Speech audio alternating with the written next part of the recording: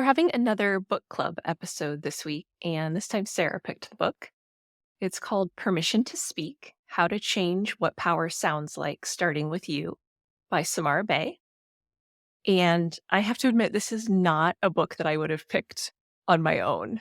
Mm, It's just not a topic that I thought was terribly interesting to me. I have not had a lot of trouble speaking up, I don't think. Some things definitely came up while reading the book that kind of enlightened me and maybe made me think that I did have some issues using my voice. So I mm. was pleasantly surprised with the book and with reading it. Um, Oh, good. Well, I'm so glad yeah. that you were willing to dive in with me.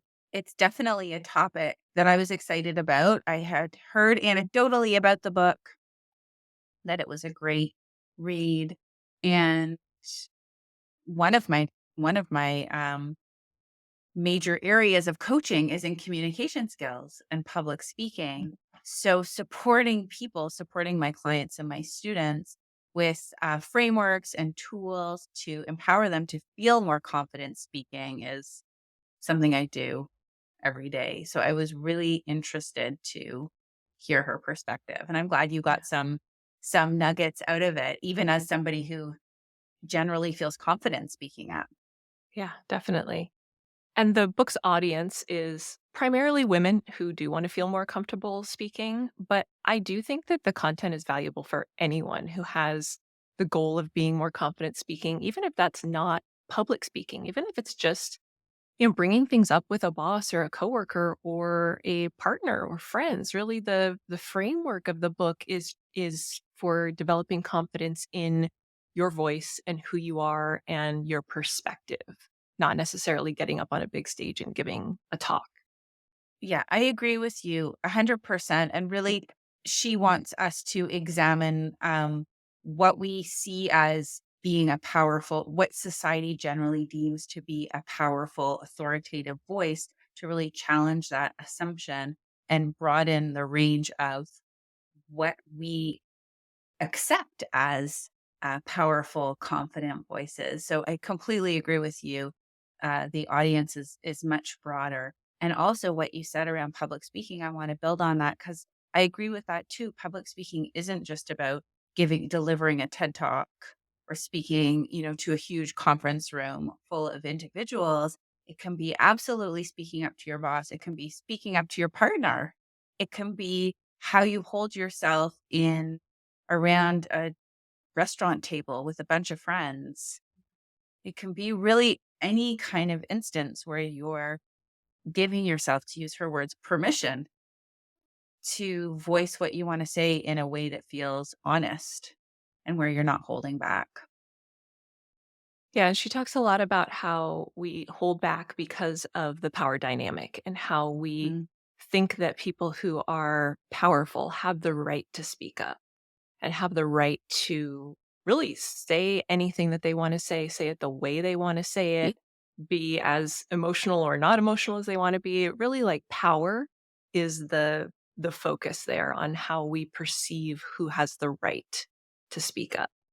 And Yeah, I thought that was fascinating how yeah, clearly, or how she articulated that so clearly. yeah. Yeah, the history of Yeah. the way that that has been built into our society and into how we perceive literally everything was really fascinating. I found that really interesting, and a lot of it focused on our pitch, and that lower voices are kind of perceived as more powerful, whether we Mhm. realize it or not. And that was something I that really kind of hit home for me because my voice was something that I didn't like to hear it on recordings. I always thought it sounded, like a chipmunk or, high pitched. And I didn't really realize that the reason that I felt that way was kind of this baked in misogyny and distaste for higher pitched voices. Even though I don't have a very high pitched voice for a woman, I actually have a little bit of a lower voice Mhm. naturally. But still, when you hear your own voice, it doesn't feel powerful. It doesn't feel strong. And so that was something Yeah. that really hit home for me.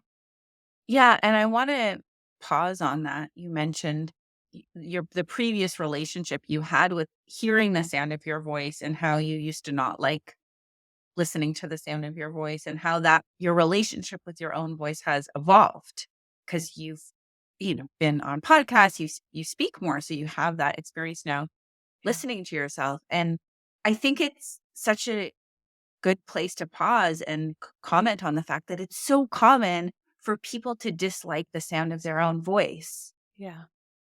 And where did I read? Yeah, I read it was actually a Harvard teaching hospital.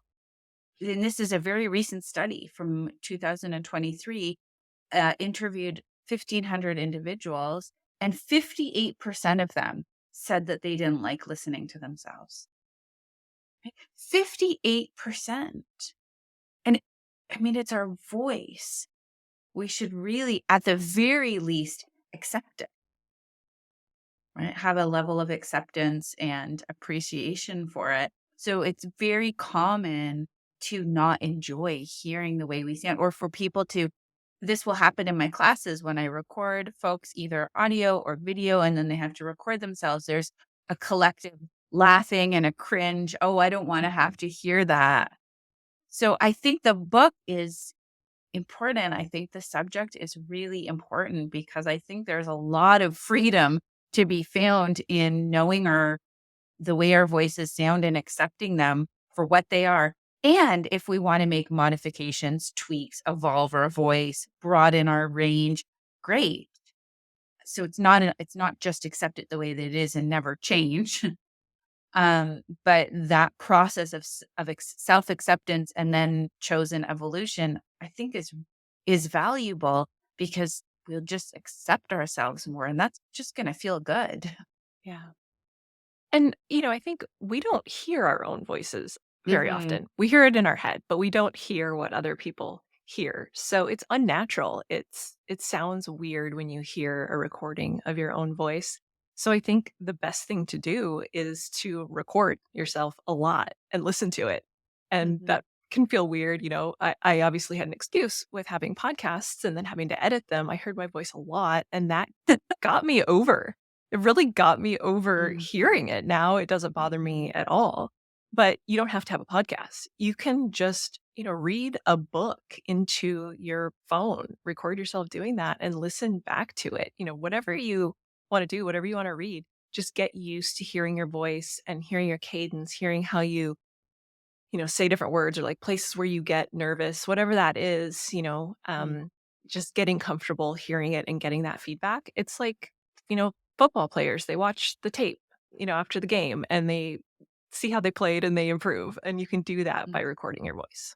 That's such a brilliant idea. I love that exercise. So, a couple of other things that came up for me while listening or reading the book was times when emotion kind of overtakes you when you're Mm, trying to speak.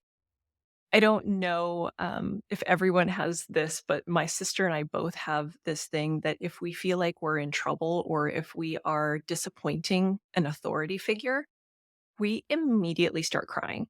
Like, mm, can't stop it from happening. And I haven't been in this situation in a long time because I don't really have a lot of people that are authority figures over me anymore, but it was definitely an issue when I was younger. And one time has stood out for years in my head whenever I think about it. I was quitting a job where I was miserable. Like, I would mhm, cry in the car on the way home from work almost every day because it had just gotten to a point where it was untenable. And so I quit. And when I told my boss that I was quitting, I could hardly even get the words out. I was just a mm. blubbering mess. I just was crying. And it was like, Yeah. why am I crying when I'm standing up for Mm, myself and I'm quitting a miserable job? mhm, What is this?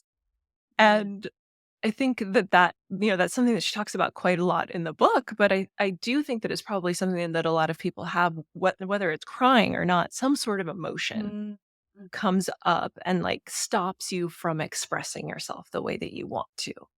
Oh, yes. And the book really dives into as well the power of emotion, Mm, right? That if we gave ourselves permission to feel all those emotions and express all of those emotions, we would have a better impact when we speak. we'd be more connected to our truth, and our audience would better understand us. And instead, we've really been taught to suppress those emotions. Yeah. And going back to this other key theme that you mentioned, the power dynamics, this was something I thought it really hit me over the head how clearly she laid this out, that in any relationship where there's a clear power dynamic, for example, in your instance, boss versus employee, or parent versus child, teacher versus student, we have a traditional power dynamic. The person who holds the greater power in that relationship automatically has freedom to have a wider range with their voice and demonstrate emotion, right? Parents can yell, a teacher can yell, a boss can get flabbergasted and lose their cool at work. Whereas as an employee, that would be considered unacceptable. Yeah. So I think that's super interesting, like this idea of power dynamics and where we feel comfortable expressing our emotion and where we don't. And so in this instance, this person, even though in fact you had the power to walk away, so it's not to say that they had all this power over you, you were still walking away from a dynamic where you were subordinate to your boss, right? And so there you are expressing yourself, and then all these emotions came out. So it makes sense in that Yeah. Yeah, it's capacity. interesting looking through our notes because you wrote a lot about the emotional topics from the Mhm. book, and I didn't. And I think that's really telling. I'm not a terribly emotional person. Like, I'm Yeah. very stoic and I don't get too excited or too upset. Like, I'm always like Mhm. really in the middle. That's true. You're like, there was And this one time I cried when my boss. I cried once. Yes. So I found that really interesting. I don't know if you consider yourself more of an emotional person or if Mhm. you are like me and you're very stoic. So you were drawn to the emotional parts of the focus of the book because of your stance on or your position on emotions. So what do you Mm. think? I'm definitely a highly emotional person, highly sensitive person, with high level of emotional intelligence. And that's also something that I work with my clients on a lot. And it's also a huge link I see when it comes to communication skill improvement. Mm, When it comes to public speaking and communication, there's that emotional piece, right? It's not enough just to go and learn all the tools and the frameworks and the strategies. You can go on ChatGPT and say, how do I become a more confident public speaker? Get a list of suggestions. But guess what? If you have, real fears, anxieties, concerns, insecurities, etc., around using your voice, around speaking up, sharing your message, all of those structures and tools will only get you so far. And so you're right. Those elements of the book really spoke to me, and I found them very truthful and very revelatory. It's not just a passing thing. Oh, manage your stress and you'll be so much better at public speaking. Really is a huge deal. And I found the elements of the emotion so interesting that she said, broaden your broaden your range of or broaden your access to these emotions, your ability to name them, your ability to feel them, and then bring those to your speech. These are my words, not her exact words, but bring those to your speaking in a controlled way, right, in a deliberate way, and you're going to have a bigger impact. Because that's also something I see often. People will come and say, well, I want to be a better speaker. I want to be a more professional speaker. And then there's a rigidity, there's a monotonousness, flatlining because we want to sound professional. We don't want to sound over emotional and, God forbid, quote unquote, crazy, right? The way women are often deemed. And in the process, we have less of an impact. The audience can't connect to us. It sounds boring and we're not expressing the actual truth. So something is missing there. yeah. And I think that's really the trap. And she goes into this quite a bit that women are trying to match the way men have spoken. and in Mhm. doing so have, flattened their emotions, flattened their tone, reduced their pitch, gone for, um, mimicking what they have seen men in power do, and that has taken something away from their power. And it's a bit of a trap because, as you said, women can be labeled as crazy or over emotional or, unreliable or whatnot if they do display quote unquote too much emotion. And I think the key there is building the confidence in you and your message so that you can use the emotions intelligently, use them strategically. Mhm. You wouldn't want to be like me and get up on a stage and just start crying. you know, Right. you need to Mhm. use humor and use compassion and use vulnerability at the right points in the message, Mhm. and you have to have the confidence and the control over your message to do that. Mhm. Absolutely. I like everything you just said. I want to build on at the beginning you talked about was something around like care. You have to care about your message or care about the impact of your message. So I think that's a really key part that I've experienced for myself and for my students and clients. That often a shifting moment is figuring out why does this message matter to my audience? This isn't about Mhm. me being so amazing on the stage, be sounding so amazing on the podcast and dazzling everyone. Really is about what's important about what I'm sharing for my audience. How can this little bit of information or big piece of information improve their lives? And when you're clear on that, when you can name that yourself and really stand in that, then the spotlight can shift from, oh, putting a light on myself, um, wondering how good I sound, assessing, criticizing, taking that light and instead shining it outwards and saying, is this landing on my audience? Can you feel what I care about here? Right. Am I communicating this? Do you get this? Yeah. Because I Taking that mean it. focus. Yeah. Yeah. Shifting the focus. Absolutely. I watched a documentary recently about it was a journalist who was investigating some crimes, and she had to go up and like knock on doors of strangers and like retired police, and it was really uncomfortable and potentially unsafe, and she's talking about how it makes her so nervous, and whenever I watch things like that I'm like cringing that they're going up to the stranger's door and knocking, like, this is something that I would never want to do, right? Mm, And she said, this is one of the hardest parts of my job, but I think about the people that I'm trying to help, and mhm, that's what gets me to go and knock on this door. And I thought that was really powerful because it is, you have to take the pressure off of yourself, take the focus off yourself, and think about, why am I doing this? mm. Yes.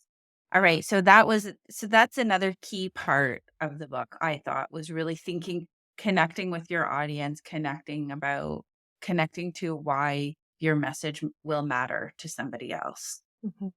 And talking about connecting, she Mhm. talks a lot about how there's a big connection between our voice and our breath. Mm, And most of us don't breathe very well. I know that sounds silly mhm, because we breathe all day every day, but we're anxious and we're stressed and we're, hunched over keyboards, and we're breathing very shallow. We don't connect with our breath. We don't breathe deeply. We don't breathe through our abdomen anymore. It's a very like high and shallow breath. And she talks about how you have to get comfortable relaxing your abdomen to mhm. breathe. And that is something that I was like, "Oh, yeah, that's definitely hard," because 'cause I've spent my entire life sucking my stomach in, right? And I think most women. I've spent my entire life sucking my stomach in Yeah, as well. yeah, I've never had in my mind a flat enough stomach, even before I had kids, certainly not a never. In fact, the only time I never thought about it was when I was obviously pregnant. yeah, And I joked yeah, about it with some other women. "Oh, it's so freeing because I can just let my belly be free." yeah, And even though intellectually I might say, "Oh, no, I'm gonna accept my body and I'm not gonna do that." it's a subconscious conditioning. Mhm. Yeah. So thank you for sharing that you've also done that. I mean, I think everyone has, to a certain Mhm. extent. Um, and she talks about how you have to actively not do that and Yeah. stand in front Yeah. of the mirror and be like, "This is how a body actually looks." Like, Mm. we're not Yeah. supposed to be sucked in and flat. That's not how bodies look. Yeah. And that you just have to get comfortable with that because if you want to connect to your message and you want to have control over your breath and be able to use your full voice, you can't be tense and sucked in. Yes. And so that sort of tense sucked inness as demonstrated by the body can be manifested in different ways that affect our speech, right? It's also when we're having a really small range or putting our voice up high and then not Yeah. letting it, right? So almost shrinking our bodies, shrinking our voices, shrinking our message, shrinking ourselves Mhm. versus this more of a freedom. So some of the exercise, I find it hard, to be honest, when I'm reading a book and it's explaining an exercise. Say this way, do this to your back and your body. I like to be taught Mm. witness someone and then do it with them. So I couldn't do all of the exercises. I tried some of them and I read them and I'd really be interested to see her do some videos of how to do them. Yeah. But a lot of the exercises, further to what you were saying about standing and saying this is my body, this is my belly, I'm breathing. The vocal exercises were in that spirit of letting go. Yeah, there was one where you, pretend like you've got a ball in your hand and that you're Mhm. throwing it up in the air and catching it, and as you're doing that, you're changing the pitch of your voice. So you're going like, "Hello, my name is," and Right. it makes Hello? you Yes. right, Yeah. and it makes you feel very silly Yeah. and, kind of it puts your focus on the ball, the Mm. imaginary ball, so that you're not thinking about how silly you sound, and so you can really start, like you let your stomach go and you let everything go because 'cause you're thinking about, "Okay, go with this ball," and, like, you're focused on so many other things that you can let everything else go, and then you kinda sound more natural, you can connect with your voice more, and so I actually found that one pretty fun and, interesting to do as kind of like a vocal warm-up. Yeah. Cool. I liked it. Yeah, I like that, and I really like that theme of loosening up, Yeah.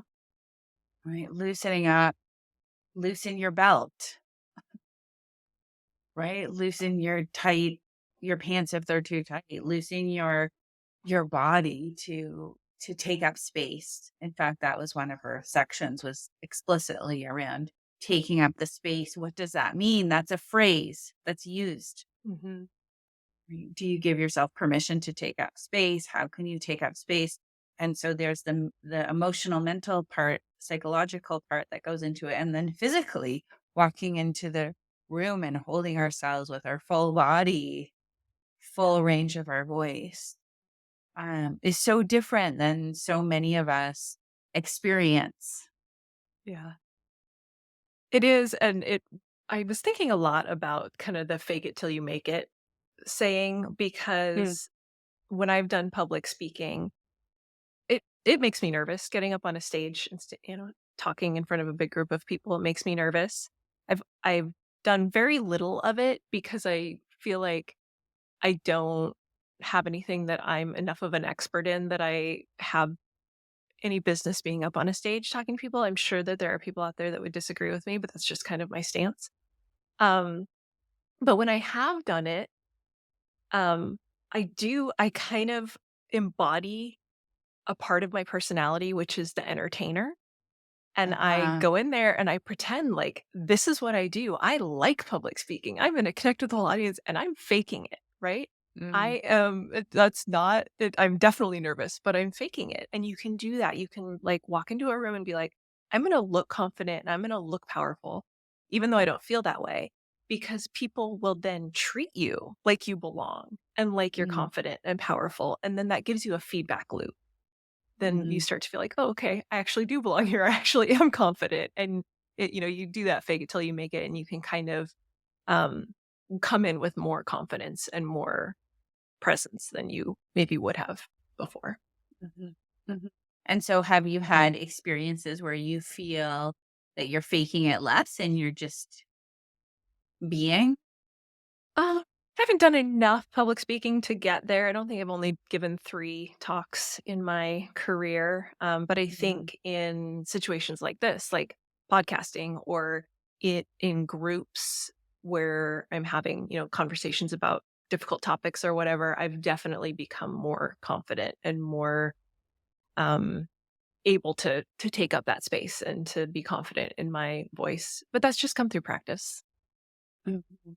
Yeah. And it's interesting that we're talking about this because one of our one of the things we designed for these podcast sessions was to be unscripted. Mhm. So we certainly prepare, as you mentioned, we have notes. I review, check out your notes, you check out mine. We align on a topic, and then we're very free flowing, right? We're quite fluid and we're quite in the moment. So that's not faking it. That's really presence versus the presentation, Yeah. which is a different experience. I can do both, Yep. especially when I'm teaching the prepared presentation. Here's my opening. Here's my deck. It's all aligned. And with practice and familiarity with the material and with the evolution of myself as as a speaker, as an instructor, I'm becoming a lot better at being going off script and being holding that dual focus of myself and the other. That's also my understanding of speaking though. It's not delivering a TED talk. Yeah. So it's more of the back and forth communication, and more of the facilitation style back and forth. So I'll have a key message, I'll have a structure for it, but then very much building on the others in the audience. I think for my work, my audience finds that more meaningful, and I find it more meaningful. Do you get nervous before you're giving a talk? Yes. Does it go away Yeah. once you've started? Yes, usually. So it dissipates because I've prepared, but not prepared a script, but I've prepared what we've talked about. So we're going to have another session on how to our tips and strategies for public speaking. But for this session, for this moment, I would say my preparation strategies, how I prepare my material, how I prepare my connection to the audience, and how I prepare myself, my own brain, my own nervous system, my own body before helps manage nerves. I think a little bit of nerves are normal. Yeah, of course. You're saying something, you're taking up time in somebody's life, and time is precious, Yeah. right? You're saying, listen to me with your valuable time. Spend time with me. And so I want it to be of value Yeah. for them. It's normal to be nervous, but I typically don't feel super nervous because I feel good about what I'm sharing. I feel that it's grounded in something helpful. Yeah. What about you? So, usually when I have done public speaking, I'm definitely nervous before. I'm not nervous during, but I tend to be a fast talker. So, I do need to work on connecting with what I'm saying and controlling that. But I kind of go into autopilot and I just, present. And then at the end, I'm really not sure what I said. Uh-huh. I think that's pretty common. Yeah. It has always gone well. I get really good reviews on my Mhm. talks, but yeah, I kind of blank out and go into my presentation, and at the end, I'm like, "Okay, how'd that go?" You know? Mhm. One of the really hard things that came up for me in reading this was my bias about women's Mm. voices. Mm. I wanted to dig into that a little bit Yeah, because say this is more. something that I've always had just extreme distaste for, like, baby voices just it really, really grates on me, and I've, turned off podcasts that I wanted to listen to because of a female voice. Sometimes that's happened with male voices, but it has definitely happened much more frequently with female voices, and there's a quote in the book, where, Samara says, "Who among us has not chosen at one time or another to turn off a podcast with a female host because her voice was too distracting? I have." Mm, mhm. And I thought that was really validating to hear this expert who is like, trying to tell us not to have Yeah. all these biases and to not um, judge voices simply based on pitch. That she's like, yes, this is something that we all do. Mhm. This is an issue that is baked into society. It's baked into everything that we do. And I'm a little bit conflicted about it because I'm not going to stop disliking the way those voices sound, but I also want to change my view about, Mhm. who has the right to speak and who should Mhm. be on a microphone. Yeah, and who can I learn from? Mm, Who can you learn from? Because also maybe you're missing out if there's certain people whose voices you're resistant to listening to. yeah. Do you have that issue? Are there voices that turn you off? Yeah, and I would say both genders because I don't like when, for example, certain male podcast hosts who I am imagining that they're being patronizing, right? It's all about what we're Sure. imagining those voices to be. So certain male voices that I'm imagining to be patronizing, condescending, too much of a kind of bro inside joke Yeah. lingo that I'm not a part of, immediate turn off. I'm not interested. Maybe there's something for me to learn, but I'm not going to learn it because as you're saying, the voice rubbed me the wrong way and I Mm. had a judgment around it and then I shut it down. So I understand what you're saying. Yeah. So as I'm sitting here thinking about it, I'm wondering if part of it is just exposure, that I need to Uh-huh. listen to more female voices because I do, the majority of Interesting. the podcasts that I listen to are hosted by men. It's probably 80% of the podcasts that I listen to are hosted by men. I'm the opposite. I Interesting. think, yeah, around 80% are women. Yeah. So, well, I will work on that. I will listen to more female hosted podcasts and see if it's Mhm. just, just like listening to my own voice, if it's just something that I need to do more and then it will impact me less. And I think simply the noticing our own responses in a non-judgmental way. Oh, wow, I'm noticing that I'm resisting listening to this voice, and I'm Yeah. noticing that I'm judging this person because of the sound of their voice. Yeah. And and that's a normal human response. And it's problematic ultimately if we're judging and perpetuating biases and then limiting our acceptance based on those biases. So I think it's human and I think it's great to notice it, challenge it within ourselves and see what's there. Yeah. I like the idea of framing it that, what am I missing out on because I'm saying no to this? Yeah. Like, Samara also talks about a 2019 New York Times piece by author Ruth Mm, Whitman. And the study concluded that women say they're sorry more often than men. yep. But she said it's because women have a lower threshold for what constitutes offensive behavior. And I loved this Mm, because this is something that drives me crazy, and I do it myself. But you hear women do it constantly. That they're immediately saying, "Oh, sorry." Like they start everything yeah, with "sorry," and you're like, "Why are you sorry? You didn't for do sure. anything wrong."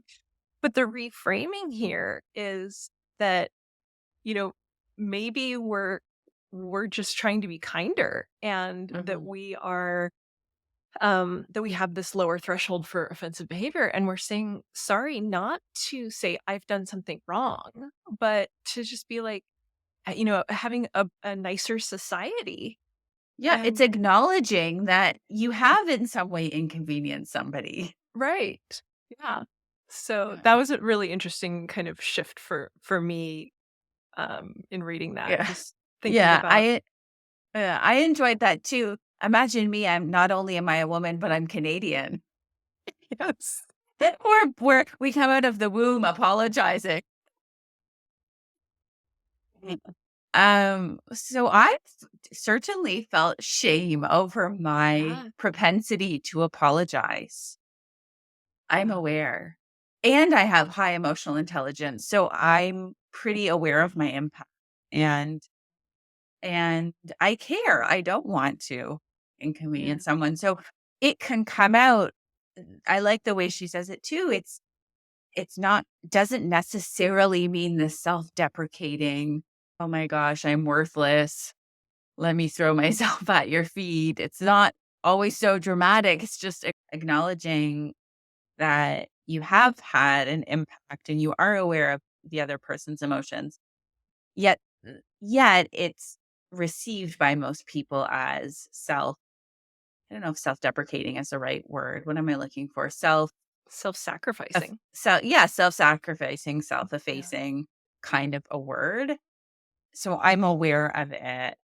And I Yeah. have close friends who have left Canada for the US and will joke about the Canadian tendency to apologize and how Americans are, um, by and large, more comfortable just asking for things, getting straight to the point, being more direct, not apologizing. So there's that cultural dynamic. And she's not even Canadian and she's still mentioned it. So yeah, it's an interesting reframe. There's a lot of good reframes in the book. It makes you question a lot of assumptions about a And lot of things. yeah. And continuing on with that, the reframe is that she warns us against assuming traditional male standards. Yes. So we think of saying sorry as something that's wrong because it's something women do Yeah. primarily in the context that we're speaking about. And um Why isn't it wrong that men never do it? and we think of lower pitch as the default and the more powerful and not using upspeak and all of these things that we consider to be more female traits. And then because of that, we think of those as things that we need to stop doing and to not incorporate in our speech because we default to the masculine standard as what is Mhm. right. So we need to reframe that and stop thinking about the masculine standard being what is correct or right or what we should aspire to. Mhm. And in the book, she really talks about learning to use your voice in myriad ways. So you can lower your pitch, you can use more or less emotion, you can increase your pitch, you can use upspeak or not. You can become fluid with all of these different ways of using your voice so that in the right circumstance, you can use your voice as a tool to Mhm. achieve the purpose that you're trying to achieve. Mhm. Yeah. It's not that you have to become somebody else Right. or you have to have your voice become a different voice than it is now. It's that you can because this is a learned behavior. The way we speak is Mhm. learned based on learned habit. And so you can challenge those habits. You can shine a light on them and say, do I want to shift some of these? And do I want to broaden my range so I can have a different impact? That might be more empowering and more truthful, Yeah. right? Might get my message across in a more truthful way. I found that this is going back to the emotions part, but it's building on what you're saying. I found that really enlightening around the fact that sometimes so when we're flatlining because we don't want to express our emotions because we feel that we're in a less powerful position and we become more diminutive, there's often something within us, within the speaker that knows there's another emotion, a deeper thing, a deeper truth. And there's that stifling it down to be quote unquote professional and to not shake the waters or ruffle the feathers, right? And so there's a deeper knowledge or wisdom that's being ignored in service of conforming.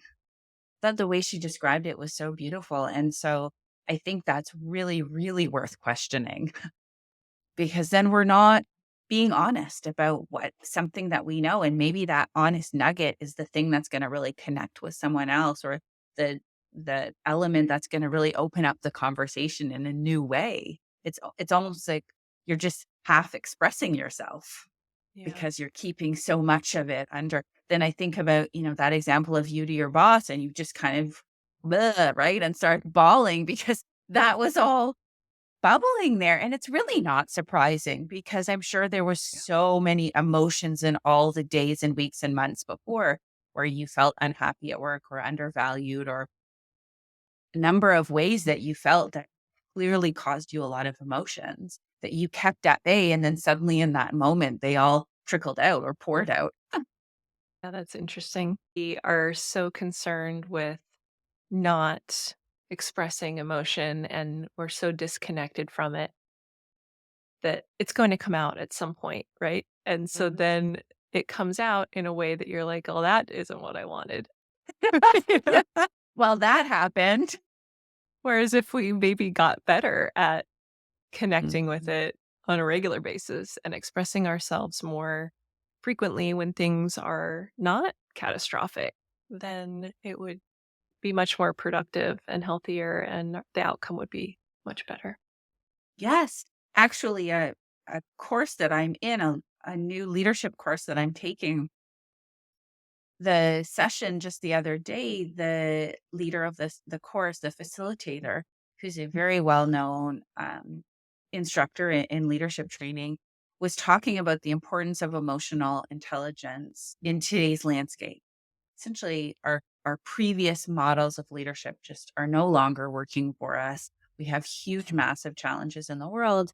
And in order to face those challenges, leaders really need to feel more connected to themselves and be able to name what's happening internally. And he was saying that a recent study conducted a research on how many emotions people could name.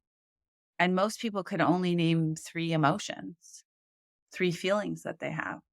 As a culture, we're very much out of touch with our emotions, men and women. And that's not a small thing. And our voice is one way that we see that. Our voice is one manifestation as explored in the book. And then there's so many other elements too.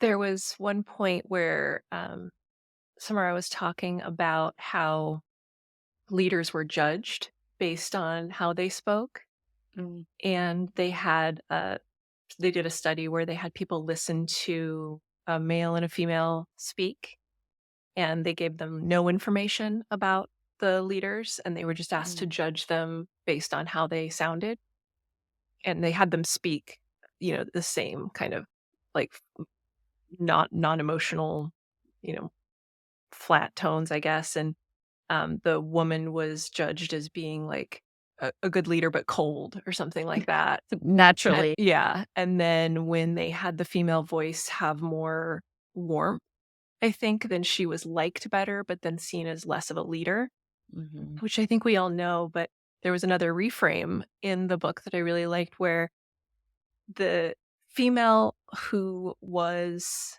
more warm in her delivery was seen as more compassionate and a team player and all of these things that we actually would want in a leader mhm, and that does make a good leader. So this idea that we are going after this ideal of the non-emotional, disconnected, strong leader, super controlled. super controlled, right. Yeah. It's a false goal because Mhm, what makes a good leader is not that. It is someone who is connected and compassionate and a team player and, mhm. able to emotionally connect with their team members. So I thought that was really interesting that this ideal that we have set up for ourselves is actually not a good goal. Agreed. Yeah, really agreed. One of the things that I kind of felt as I was reading most of the book was that everything kind of felt like a trap. It was like, be more authentic, but, learn how to change your voice and, Mhm. be emotional, but not too, like, there's all these things where it's like you're constantly having to walk a tightrope. Yeah. Yeah. And I think that is just an experience that a lot of people have, especially women, people of color. Like a lot of people have to walk that tightrope all the time when they're Mhm. communicating.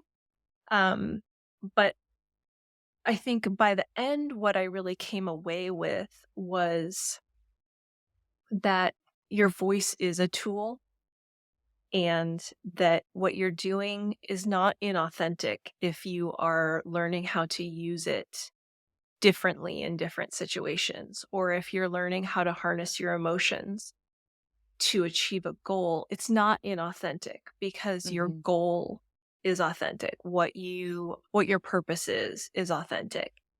And you're simply learning to use your tools and yourself as a full self Mhm. to achieve your purpose. So it's not inauthentic. It's not fake to learn to harness your emotion and Mhm. to learn to direct it or to Mhm. learn to speak slightly differently in different situations. That isn't inauthentic. It's not untrue to yourself. Agree. It's growth. Yeah. You're growing. Why is it would it suddenly be inauthentic to become a runner when you could walk? Right? You're just doing you're teaching your legs how to do something else. Yeah.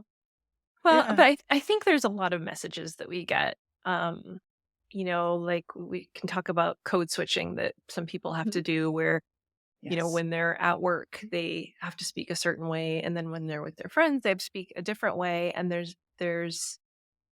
it's loaded, right? There's a lot Yes. of baggage that comes with that. So when we're talking about it in this sense, I Mm. don't want it to sound like we're saying, when you're giving a speech, you need to change the way you're speaking to be accepted by the ones in power, or Mhm. that you need to Mhm. change your emotions or how you Mhm. feel about something or how you present yourself for their approval or for their reaction.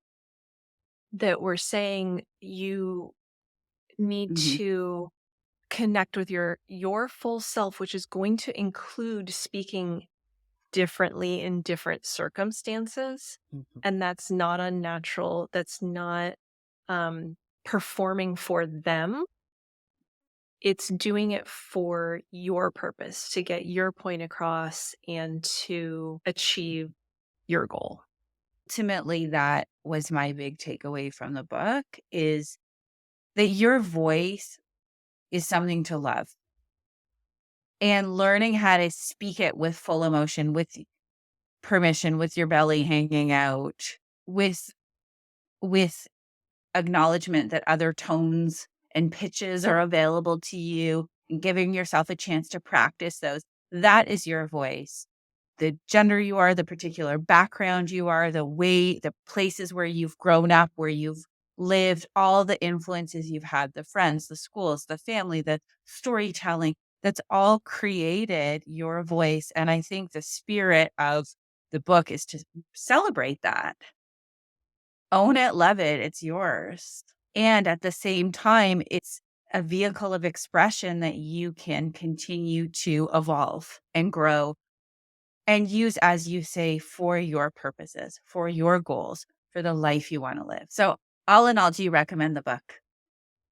I do. I especially recommend the book if you do feel like you aren't confident in your voice, or even if you're in a friend group and you find that you don't feel comfortable Hmm. speaking up, saying your ideas, whatever it is. It doesn't have to just be a professional situation. Hmm. If you just find that you don't have confidence in your voice in any circumstance, whatever that is.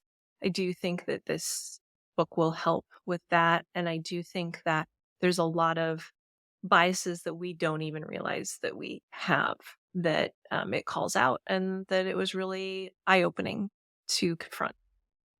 Amazing. I second that recommendation. I highly recommend the book, certainly for anyone working in a corporate setting, anyone in the workforce. There's a lot of pressure to, on the one hand, speak up, be articulate, show our leadership skills. And then on the other hand, there's a lot of baggage and stories that many of us carry around what the sound of our voice means, how likable it is, how compelling it is, and if we really have permission to use it. So I think the book offers a lot of really unique insights, practical tips, and a lot of really unique insights that, as you said earlier, could benefit just about anyone. Yeah. So highly recommend it. And we'll do a second episode with tips from the book on preparing for speaking, tools that you can use, and then some of our own as well. Absolutely. She has a lot of great ideas for preparing for a big speech, connecting with our bodies, connecting with our emotions, managing fear and anxiety. And then Pam and I also have some tips up our sleeve. So we'll combine all the suggestions and have a juicy episode on tips for speaking.